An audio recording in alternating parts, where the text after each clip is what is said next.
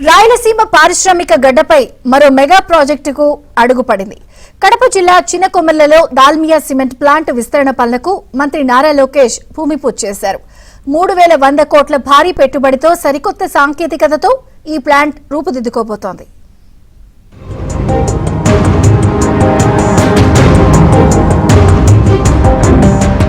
కడప జిల్లా చిన్నకొమెర్ల వద్ద దాల్మియా సిమెంట్ రెండో ప్లాంట్ విస్తరణ పనులను మంత్రి నారా లోకేష్ శాస్త్రోక్తంగా ప్రారంభించారు. ఏకంగా 3100 కోట్ల భారీ పెట్టుబడితో ఈ ప్రాజెక్టు రూపుదిద్దుకుంటోంది. ఈ కార్యక్రమంలో మంత్రులు టీజీ భరత్, సవిత సహా పలువురు ప్రజాప్రతినిధులు పాల్గొని ప్లాంట్ శిలాఫలకాన్ని ఆవిష్కరించారు.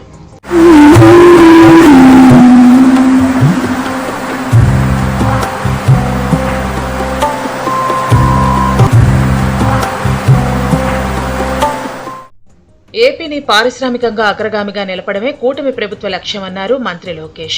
రాయలసీమకు మరిన్ని పరిశ్రమలు, పెట్టుబడులను ఆకర్షించడం ద్వారా స్థానిక యువతకు సొంత జిల్లాల్లోనే ఉద్యోగాలు లభించేలా చర్యలు తీసుకుంటున్నామన్నారు. ఇక్కడ ఇండస్ట్రీని కూడా నిరుద్యోగ యువకులకి అనుసంధానం చేయాలి. వాళ్ళందరూ నేను కలిసినప్పుడు ఒకటే అడుగుతారు, స్కిల్డ్ యూత్ ఉన్నారా లేదా అని.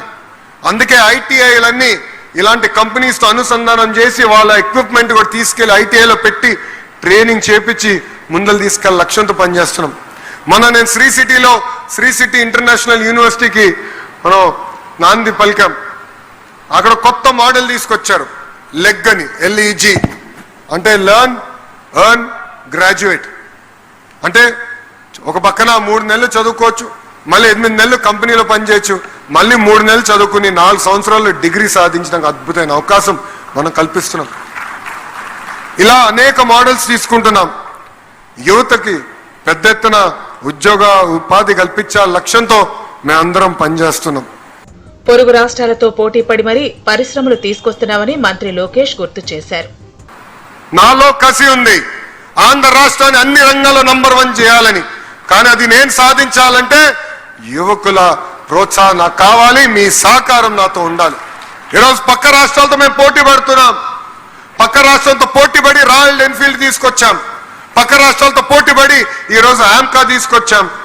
కియా ఎక్స్పాన్షన్ చేస్తున్నారు తెలిసిన వెంటనే నేను వాళ్ళ హెడ్ క్వార్టర్స్కి వెళ్ళి ఏకంగా వాళ్ళ చేత ఎక్స్పాన్షన్ కూడా ఆంధ్ర రాష్ట్రంలో పెట్టాలని వాళ్ళకి చెప్తాం జరిగింది. సో ఏ ఒక్క విషయంలో మనం వెనకబడకూడదు, అన్ని రంగాల్లో మనం ముందరికెళ్ళాలి.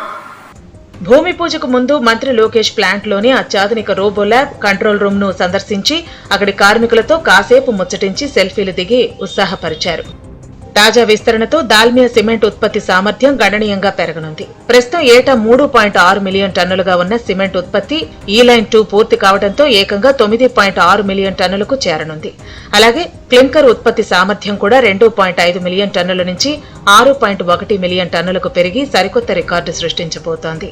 ఈ మెగా ప్లాంట్ విస్తరణ ద్వారా 700 నుంచి 1000 మందికి పైగా ప్రత్యక్షంగా, పరోక్షంగా ఉపాధి దక్కనుంది. అంతేకాదు పర్యావరణ పరిరక్షణే ధ్యేయంగా ఈ ప్లాంట్ ను పూర్తి గ్రెయిన్ ఇండస్ట్రీగా తీర్చిదిద్దుతున్నారు. ఈ భారీ ప్లాంట్ తో కడప జిల్లా పారిశ్రామిక రూపురేఖలు మారిపోనున్నాయి.